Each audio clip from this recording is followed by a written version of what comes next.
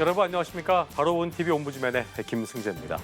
지난주에도 연합뉴스 TV에선 다양한 뉴스들을 발빠르게 보도해드린 바 있는데요. 먼저 한 주간의 주요 뉴스부터 만나보시겠습니다.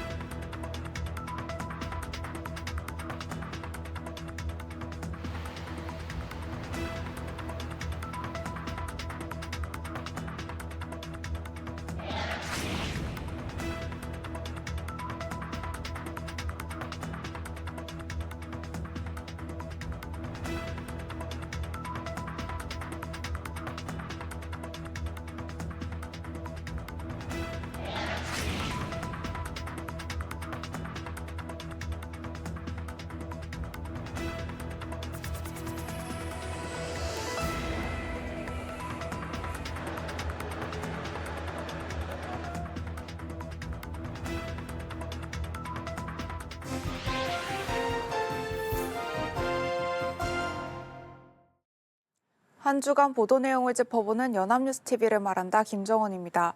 정부가 오는 10월 출범할 중대범죄수사청에 청사진을 내놨습니다. 약 3,000명 규모로 현직 검사를 최소 4급 수사관으로 영입하는 방안이 담겼는데요. 2달밖에 남지 않은 준비 기간을 두고 개문발차 우려가 나오고 있습니다. 연합뉴스 TV 보도를 함께 보시겠습니다. 중수청 총 정원은 2,874명으로 본청과 6개 지방청으로 구성됩니다. 현직 검사와 검찰 수사관은 희망할 경우 별도 시험 없이 중수청 수사관으로 임용되며 경력에 따라 1에서 4급으로 배치됩니다. 사회약자 범죄특별수사과와 감찰관, 인권보호 담당관도 설치해 수사권 남용과 인권 침해를 방지한다는 계획입니다. 그러나 개청이 2달밖에 남지 않은 상황에서 준비가 충분한지를 둘러싼 우려가 제기됩니다. 현직 검사와 수사관이 얼마나 중수청으로 옮겨갈지 미지수인 데다 임용 희망자가 예상보다 적을 경우 초기 수사 인력 공백이 불가피합니다. 자체 시스템 구축에 시간이 걸려 우선 경찰청 시스템을 개편해 활용하기로 했고 일부 지역은 아직 청사 준비도 마치지 못한 상태입니다. 이 보도는 중수청 출범을 앞두고 조직 구성과 인력 운용 계획을 구체적으로 전달하면서 개문발차 우려까지 균형 있게 담아냈습니다. 한편 현직 검사들이 중수청 합류를 꺼릴 경우 초기 수사 역량에 어떤 영향을 미칠 수 있는지에 대한 분석이 더 구체적으로 담겼다면 좋았을 것입니다. 인력 공백이 실제 수사에 미치는 영향과 이를 보완할 대책이 무엇인지를 함께 제시했다면 개문발차 우려를 더 실감나게 전달할 수 있었을 것입니다.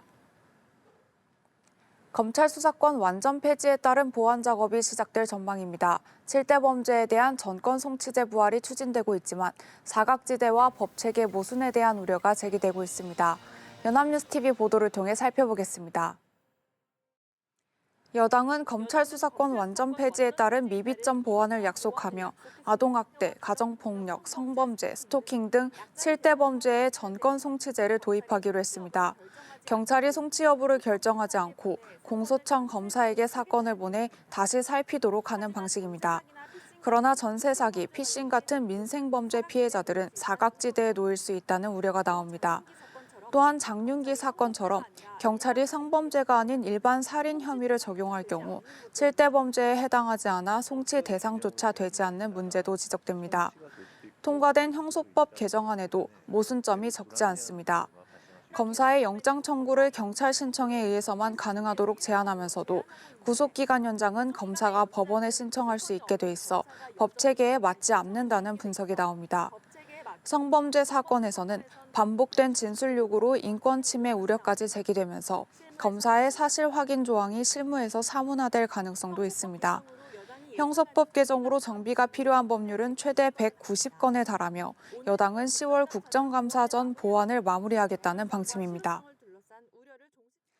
이 보도는 전권 송치제 도입의 한계와 형소법 개정안의 모순점을 전문가 의견과 함께 구체적으로 전달했습니다. 복잡한 법률 쟁점을 사례를 들어 설명한 점도 시청자의 이해를 돕는 데 효과적이었습니다. 다만 최대 190건에 달하는 법률 정비를 10월 국정감사 전까지 마무리하겠다는 여당의 방침이 현실적으로 가능한지에 대한 검토가 빠진 점은 아쉽습니다. 촉박한 일정 속에 충분한 논의 없이 보안 입법이 이루어질 경우 또 다른 부작용이 생길 수 있다는 우려도 함께 짚었다면 보도가 더욱 실질적인 논의로 이어질 수 있었을 것입니다. 장애인의 정보 접근권 강화를 위한 베리어 프리 키오스크 의무화가 시행된 지 반년이 지났습니다. 하지만 현장에서 장애인들이 겪는 고충은 여전한데요. 연합뉴스TV 보도를 통해 알아보겠습니다.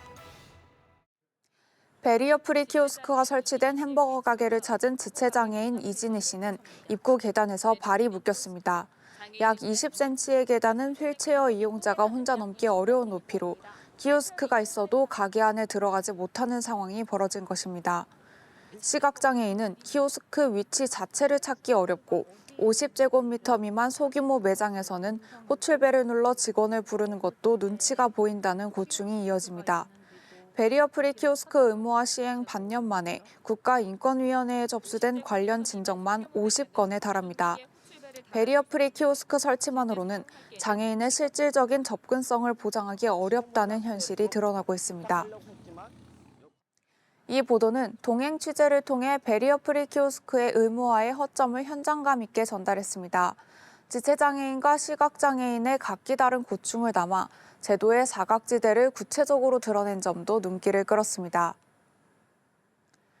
그러나 키오스크 설치 의무화만으로는 장애인의 실질적인 접근성을 보장하기 어렵다는 현실이 드러났음에도 이를 개선하기 위한 논의가 빠진 점은 아쉬움으로 남습니다. 장애 유형별로 실제 이용 환경에서 어떤 추가 조건이 갖춰져야 하는지를 함께 짚었다면 보도가 단순한 문제 제기를 넘어 실질적인 제도 개선 방향을 제시할 수 있었을 것입니다. 중국의 반도체 추격이 메모리에 이어 소재, 부품, 장비 분야로까지 확산되고 있습니다. 핵심 장비 국산화에 속도를 내야 하는 중국과 초격차를 유지해야 하는 우리 기업 간의 경쟁이 더욱 치열해지는 모습인데요. 연합뉴스TV 보도를 통해 살펴보겠습니다. 2023년 설립된 중국 국유기업 아이성나가 반도체 핵심 설비인 노광 장비 자체 생산에 돌입한 것으로 알려졌습니다. 심자외선 장비 양산에 성공할 경우 압도적 기술력을 가진 네덜란드 기업 ASML에도 위협이 될 수 있다는 분석이 나옵니다. 창신 메모리의 대규모 기업 공개에 이어 반도체의 쌀로 불리는 부품 MLCC 시장에서도 중국 기업은 중저가 시장을 중심으로 장악력을 넓히며 소재, 부품, 장비 전 분야에서 추격 속도를 높이고 있습니다. 이 같은 흐름은 반도체 의존도가 높은 우리나라에 직접적인 영향을 미칠 수밖에 없습니다. 지난달 우리나라 전체 수출 중 반도체 비중은 41.5%에 달합니다. 전문가들은 중국이 정부 지원을 등에 업고 범용 제품 중심으로 투자를 확대하면서 관련 기업들의 실적 성장세 둔화가 빨라질 수 있다고 경고합니다. 당장의 생산 능력 확대도 중요하지만 다양한 조직과 전략적으로 협력해 차세대 기술을 선점하는 것이 관건이라는 조언이 나옵니다. 이 보도는 창신 메모리 기사에 이어 중국의 반도체 소부장 분야 추격까지 연이어 조명하며 반도체 패권 경쟁의 전선이 넓어지고 있음을 효과적으로 전달했습니다. 한편 미래기술 투자의 필요성을 강조하는 데 그치지 않고 우리 기업과 정부가 현재 어떤 준비를 하고 있는지를 함께 담았다면 더 좋았을 것입니다. 위기의 진단에서 한 걸음 더 나아가 구체적인 대응 방향을 제시했다면 시청자들이 사안의 무게를 더 실감할 수 있었을 것입니다. 정부의 세제 개편안 발표 이후 강남권을 중심으로 매도를 고민하는 집주인들이 늘고 있습니다. 절세 매물이 나올 수 있지만 전월세난이 더욱 심해질 수 있다는 우려도 나오는데요. 연합뉴스TV 보도를 통해 알아보겠습니다. 세제 개편안 발표 이후 서울 강남권 공인중개사무소에는 세금 관련 문의가 이어지고 있습니다. 압구정동의 한 공인중개사는 매도를 고민하는 집주인들의 문의가 많아지자 문 앞에 안내글까지 붙였습니다. 특히 초고가 주택을 장기 보유한 고령층을 중심으로 매도를 적극 고려하는 분위기가 감지됩니다. 보유세 부담이 커지는 데다 장기 보유 특별공제 혜택이 축소되면서 2029년 이후 매도할 경우 양도세 부담이 급증하기 때문입니다. 매도 외에 증여나 상속으로 전환을 고민하는 집주인들도 늘고 있습니다. 전문가들은 시세 35억 원 이상 초고가 주택을 중심으로 절세 매물이 나올 가능성이 높다고 분석합니다. 반면 35억 원 이하 주택은 보유세는 오르지만 양도세 제한을 받지 않아 매물 증가가 크게 나타날 가능성은 낮습니다. 공급 부족이 장기화된 만큼 절세 매물이 집값 안정으로 이어질지도 미지수입니다. 오히려 임대인들의 실거주 전환 움직임이 이어지면서 전월세 물량이 감소하고 일부 임대인이 세금 부담을 임차인에게 전가할 수 있다는 우려도 나옵니다. 정부는 비아파트 공급 확대 등을 포함한 전월세 대책을 조만간 발표할 계획입니다. 이 보도는 세제 개편안이 강남권 부동산 시장에 미치는 파장을 현장 인터뷰와 전문가 분석을 통해 생생하게 전달했습니다. 매물 증가 기대와 전월세 난 심화 우려를 함께 담아 정책의 양면성을 잘 드러냈습니다. 다만 정부가 전월세 대책을 조만간 발표할 계획이라고 밝혔음에도 구체적인 내용이 언급되지 않은 점은 아쉽습니다. 세부담 강화로 인한 임차인 피해가 우려되는 상황인 만큼 어떤 방향의 대책이 검토되고 있는지를 함께 전달했다면 시청자들이 정책의 전체 그림을 더 명확히 파악할 수 있었을 것입니다. 서울에 올해 첫 폭염 중대경보가 내려진 가운데 취약계층의 건강관리에 비상이 걸렸습니다. 에어컨도 없이 얼음물 하나로 더위와 사투를 벌이고 폭염에도 생계를 위해 거리로 나설 수밖에 없습니다. 연합뉴스TV 보도를 통해 살펴보겠습니다. 서울 창신동 쪽방촌 주민들은 아침부터 얼음물 한 통을 들고 집을 나섭니다. 좁은 골목 곳곳에 쿨링포그가 가동되고 있지만 습한 날씨에 더위를 식히기는 쉽지 않습니다. 쪽방 상담소는 얼음물과 생수, 식사를 제공하는 한편 하루 2차례 골목을 돌며 거동이 불편한 주민들의 안부를 살피고 있습니다. 쪽방촌 주민뿐 아니라 폐지를 주우러 거리로 나서는 노인들에게도 이번 여름은 가혹합니다. 온열 질환 우려를 알면서도 하루 생계를 위해 짐수레를 끌고 거리로 나설 수밖에 없는 현실입니다. 폭염 중대경보 속에서도 쉬지 못하는 취약계층의 삶이 이번 여름 더욱 혹독하게 펼쳐지고 있습니다. 이 보도는 쪽방촌 주민과 폐지수거노인의 현실을 현장감 있게 전달하며 폭염이 취약계층에게 얼마나 가혹한지를 생생하게 보여줬습니다. 단순한 날씨 보도를 넘어 사회적 약자의 삶을 조명했다는 점에서 의미 있는 보도였습니다. 한편 쪽방 상담소의 지원 활동을 소개하는 데 그치지 않고 폭염 취약계층을 위한 정부와 지자체의 대책이 충분한지를 함께 짚었다면 더 좋았을 것입니다. 쿨링포그나 얼음물 제공 같은 임시 방편을 넘어 근본적인 주거 환경 개선이나 생계 지원 방향에 대한 논의로 이어졌다면 보도가 더욱 실질적인 사회적 논의를 이끌어낼 수 있었을 것입니다. 지금까지 연합뉴스TV 시청자 평가였습니다.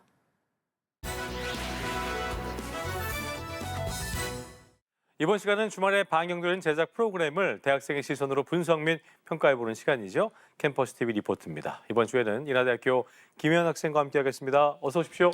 안녕하세요. 네. 자, 혜연 학생 지난주에 어떤 프로그램 모니터링했습니까? 네, 저는 매주 일요일에 방송되는 연합뉴스TV 스페셜을 모니터링했습니다. 상속세는 평생 한두 번 혹은 아예 내지 않는 사람이 더 많은 세금인 만큼 관심은 많지만 정확히 알고 있는 사람은 많지 않은데요. 이번 방송에서는 상속세를 둘러싼 찬반 의견부터 실제 상속세가 부과되는 기준, 중산층 부담 논란, 그리고 유산기부와 제도 개선 방안까지 다양한 시각을 균형 있게 담아냈습니다. 단순히 상속세를 높이거나 낮추자는 논쟁을 넘어 우리 사회에 필요한 현실적인 세제 개편 방안은 무엇인지 함께 짚어봤습니다. 지금 바로 만나보시죠.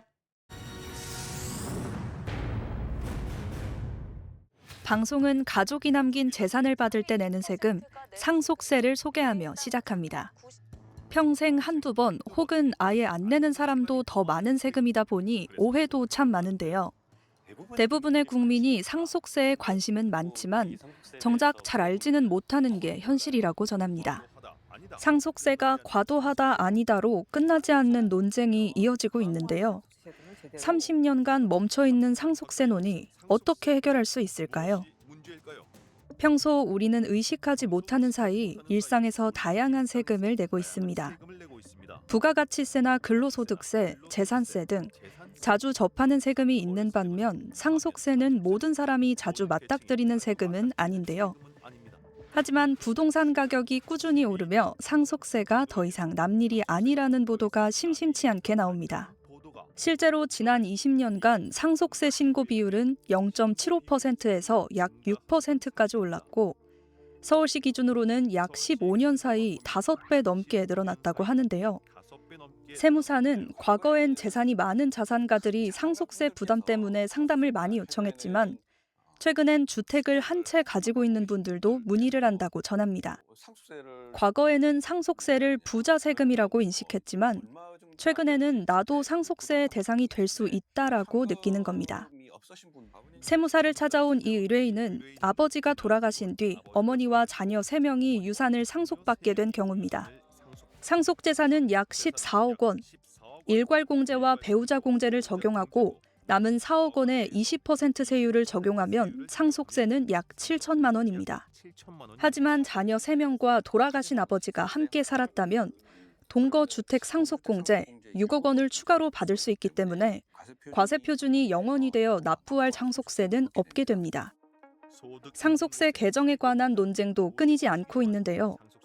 상속세는 사실상 부자 세금으로 여겨져 왔습니다. 상속세가 개정된 2000년 이후 변화가 없었기 때문인데요. 그 사이 물가와 집값이 치솟으면서 이제는 중산층 세금이라는 말이 나오기 시작했습니다. 최고 50%라는 세율이 너무 높다는 지적도 끊이지 않습니다. 전문가는 상속세율이 높으면 그만큼 돈을 더 벌고자 하는 의지가 꺾인다며 세율을 낮춰야 부가 늘고 투자가 늘어나 결국 과세 기반의 세수도 함께 늘어날 수 있다고 말합니다. 반면 상속세가 과도한 건 아니라는 반론도 나오는데요. 우리 사회에서 부의 대물림 문제가 심각한데 이를 해결할 다른 뚜렷한 방안이 없다며 상속세가 최후의 보루일 수밖에 없다고 전했습니다. 하지만 사회적 갈등에 비해 상속세 세수는 전체 국세 수입의 약 2.4% 수준에 불과합니다. 가업 상속공제를 꼼수로 활용하거나 차명재산, 페이퍼 컴퍼니 등 다양한 방법으로 상속세를 회피하기 때문인데요. 이에 따라 부자 감세 논쟁을 넘어 제대로 거둘 방법을 고민해야 한다는 목소리가 나온다고 합니다. 그에 대한 해결책으로 상속세 자발적 선납제도가 이목을 끌고 있다는데요. 자발적 선납제도란 기업 주식에 한해 배당금을 상속세의 선납금으로 납부하는 것이라고 합니다.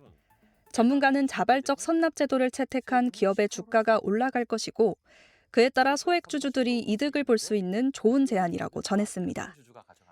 상속세의 취지는 부의 재분배를 통한 형평성 기여인데요.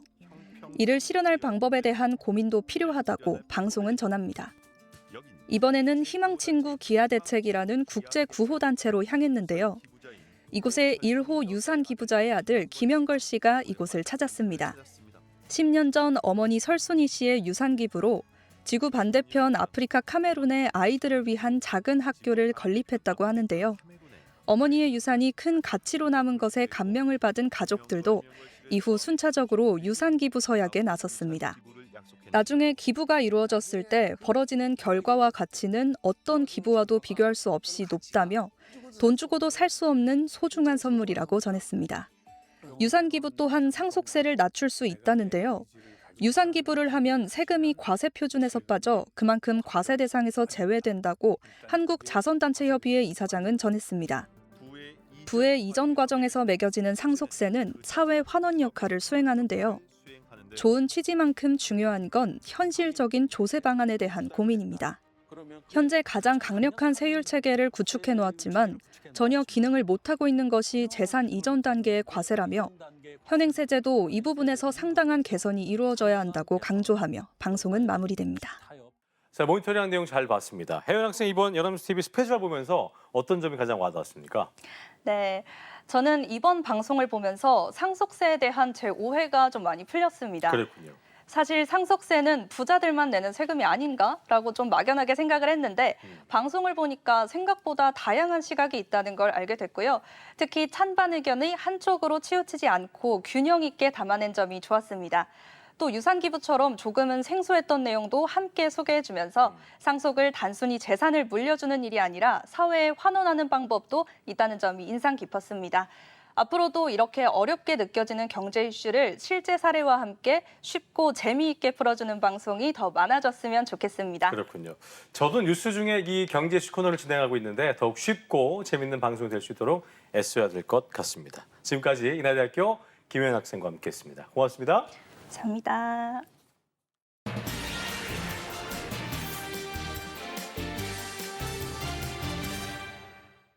역대 최고 기온, 이 말이 더 이상은 특별하지 않은 시대가 된 것 같습니다. 매년 갱신되는 기록 앞에서 우리는 놀라기를 멈췄는지도 모르겠는데요. 하지만 폭염은 누군가에겐 생존의 문제이기도 합니다.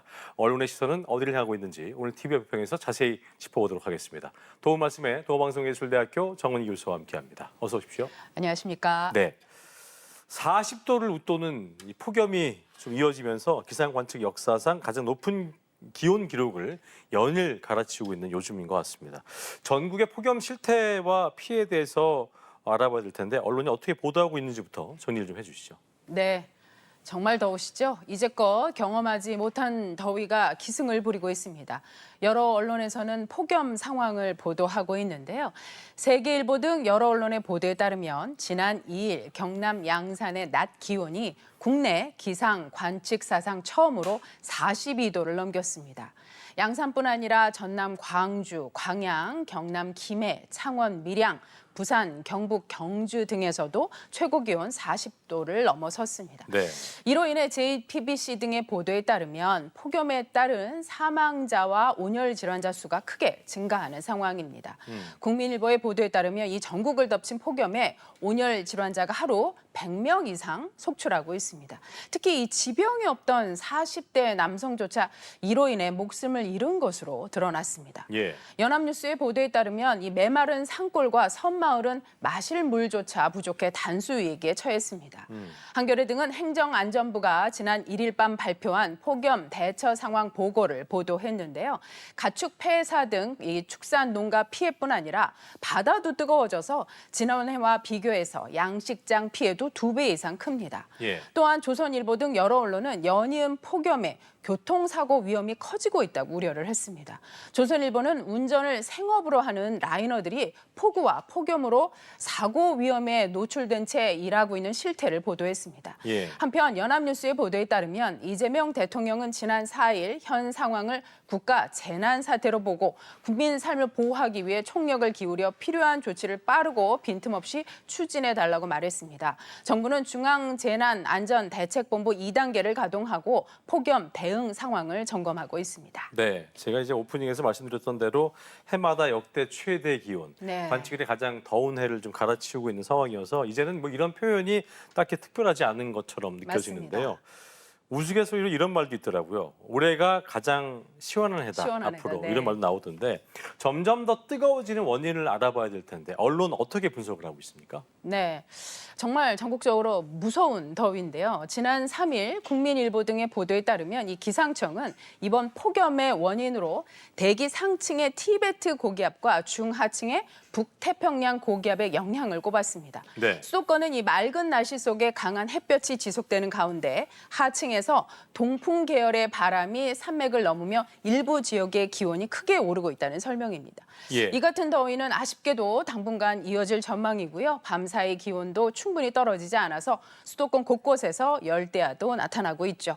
지난 2일 YTN과 부산일보의 보도에 따르면 기상청은 이번 부울경 폭염의 원인을 열돔 현상과 지형적 특성의 결합으로 꼽았습니다. 앞서 말씀드린 대로 북태평양 고기압과 티베트 고기압이 겹쳐 뜨거운 공기를 가두고 있는데 여기에 양산은 사방이 산인 분지 지형인데다가 서풍과 북서풍이 불면서 소백 산맥을 지난 바람이 더욱 고온 건조한 팬 현상까지 겹쳐서 내부의 열기를 가뒀다는 분석입니다. 그렇군요. 또한 장마철 강수 부족으로 메마른 토양이 지표면 가열도 부추겼습니다. 이번 극한 더위의 최대 변수는 북상 중인 초강력 태풍 돌핀입니다. 예. 기상청은 태풍이 중국 동부를 향하면 가장자리를 따라 뜨거운 수증기가 유입돼 한반도의 폭염이 한층 강해질 것으로 전망했습니다. 예. 심각한 폭염일수록 더위의 위험성 또 올바른 대응 방법에 대해서 언론이 올바로 알릴 필요가 있지 않겠습니까? 네. 언론의 보도 평가를 좀 해주실까요? 네. 중앙일보 등 여러 언론은 먼저 이 세계보건기구 WHO의 여름철 건강 피해를 줄이기 위한 폭염 대응 지침을 보도했습니다. 예. 기록적인 폭염에 대한 피해를 줄이기 위해 적극 보도를 했는데요. 현지 시간으로 지난 2일 WHO는 폭염 대비 행동 수칙을 크게 4가지 제시했습니다.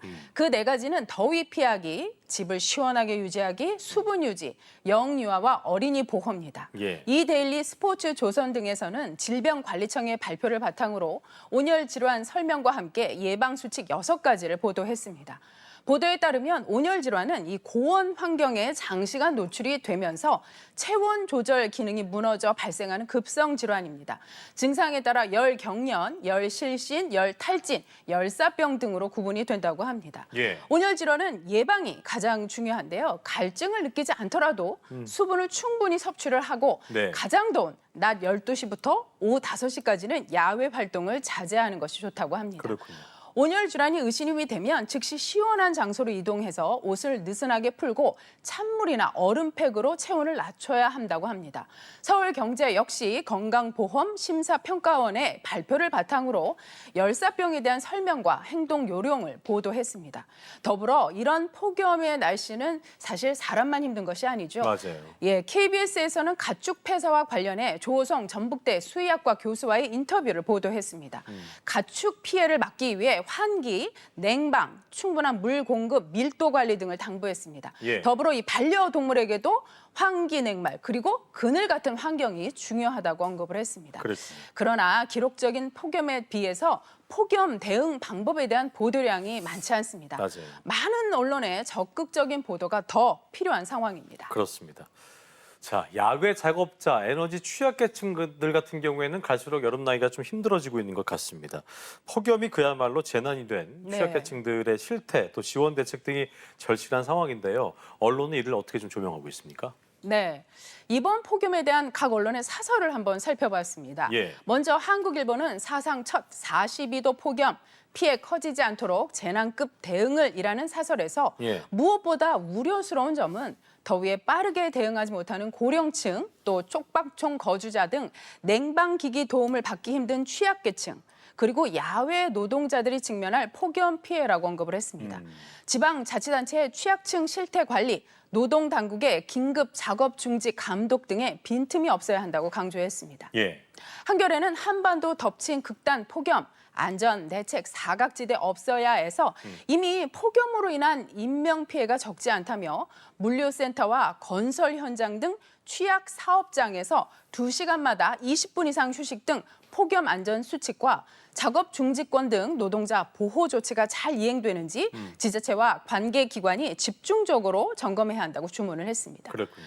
중앙일보는 앞으로 한 달 재난 막듭 폭염 대응해야 해서 구체적인 폭염 대응책을 제시했습니다. 예. 농어업인에 대한 특별 관리가 필요하다고 강조를 하면서 행정관청이 이장, 통장 등을 독려하거나 임시 감시조를 편성해서 이 한낮에 들판에 나가지 못하게 막아야 한다며 전화 모니터링도 대폭 늘려야 한다고 주장했습니다. 예. 취약층은 에어컨이 있어도 전기요금 부담 때문에 안 트는 경우 많으시죠. 이번 기회에 기초수급자 위주의 에너지 바우처 대상을 넓히는 방안도 고려할 필요가 있다라고 제안했습니다. 그렇군요. 국민일보는 기록적 폭염, 가뭄, 일상화된 기후재난 대비 서둘러야 해서 폭염 장기화 대비해서 비상 대책을 넘어서 물관리와 노동, 농업, 도시정책 전반을 기후변화에 맞게 재설계하는 장기적 적응 체계를 구축해야 한다고 제안했습니다. 그랬군요. 자, 교수님, 기후재난이라는 말까지 나온 요즘인 것 같습니다. 네. 40도가 이제는 뭐 뉴노멀이 됐다, 이런 그렇죠. 여름 더위가 공포스럽기까지 한 요즘인데요. 언론의 역할이 어느 때보다 좀 중요한 것 같습니다. 네. 끝으로 한 말씀 듣고 마무리하겠습니다. 네. 122년 만에 극단적인 폭염이 한반도의 전역을 휘몰아치고 있습니다. 네. 정말 기록적인 폭염으로 온 국민이 힘든 상황인데요. 아마 주변에서 아우 나 더위 먹었어 이런 소리 자주 들으실 겁니다. 네. 언론에게는 재난 보도 준칙이 있습니다. 점점 더 심해지는 폭염 등 이런 기후 역시 자연 재난이라 할 수 있을 겁니다. 그런 만큼 준칙대로 재난이 발생했을 때 정확하고 신속하게 정보를 제공해서 국민의 생명과 재산을 지키는 것이 중요합니다. 무엇보다 40도가 넘어서면서 이 열사병으로 인한 사망자가 늘고 있는 만큼 피해 확산 방지를 위한 보도를 적극적으로 해야 합니다. 특히 노약자, 임산부, 현장 근로자 등 피해를 크게 받을 수 있는 폭염 취약 계층이 더욱 안전하게 대응할 수 있도록 정부와 지자체의 적극적인 대응을 요구하고 감시해야겠습니다. 네, 언론이 기억할 내용까지 잘 들어봤습니다. 도어방송예술대학교 정은희 교수와 함께했습니다. 더위 조심하시고요. 감사합니다. 고맙습니다. 예. 자, 저희 옴부즈맨 제작진은 여러분의 소중한 의견들을 기다리고 있습니다. 방송을 보시고 느낀 소감을 연합뉴스TV 홈페이지 내 시청자 게시판이나 SNS로 보내주시면 됩니다. 저희는 다음 주 이 시간 다시 인사드리죠. 여러분 고맙습니다.